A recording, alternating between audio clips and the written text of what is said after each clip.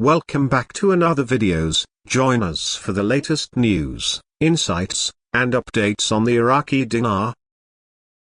Don't forget to like, subscribe, and share your thoughts in the comments.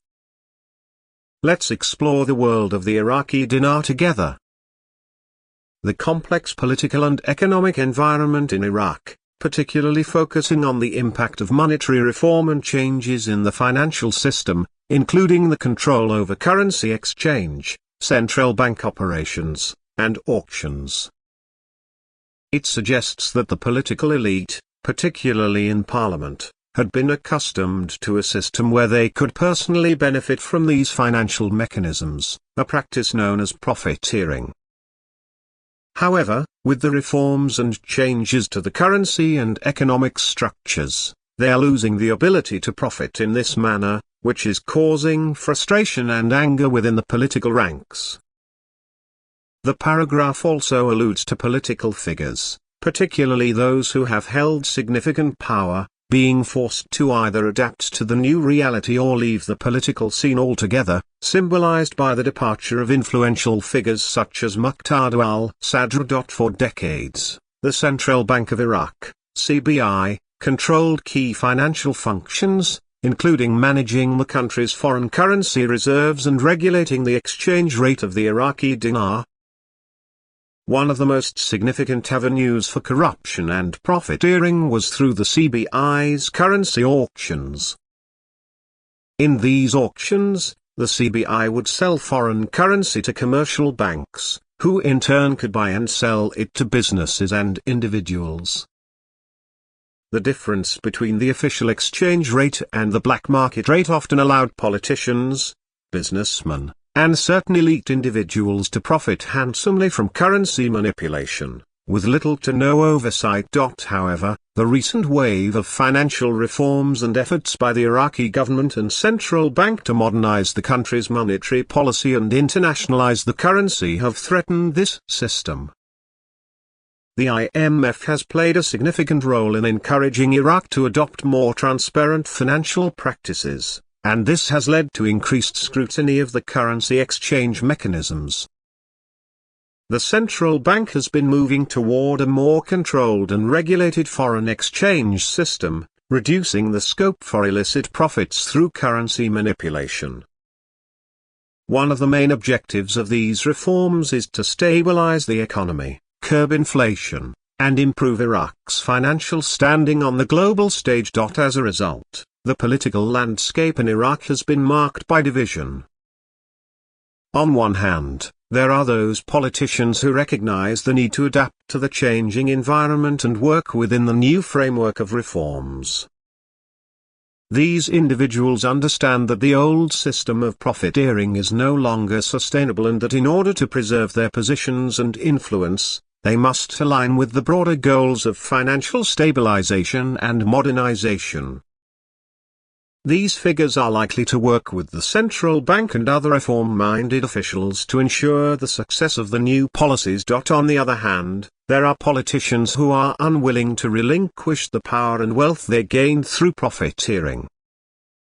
For these individuals, the reforms are seen as a direct threat to their personal interests, and they are unwilling to cooperate with the new system.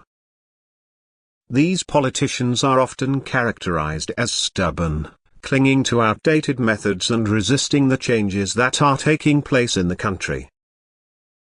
Their unwillingness to adapt has led some to leave parliament or withdraw from political life altogether. The departure of certain political figures, particularly those who had been powerful in Iraq's political system, such as Muqtada al-Sadr, is symbolic of this divide.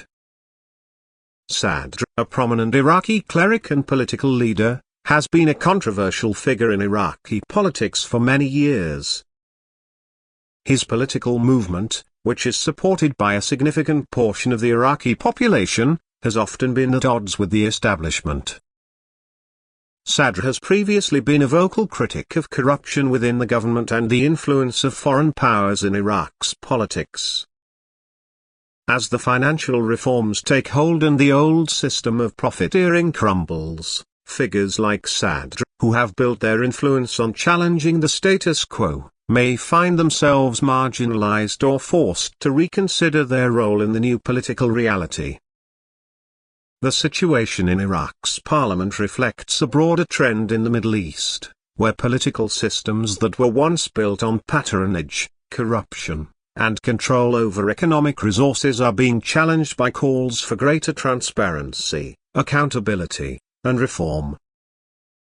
The transition from a system of profiteering to one of more sustainable and transparent financial practices is never easy, and it often leads to significant political upheaval.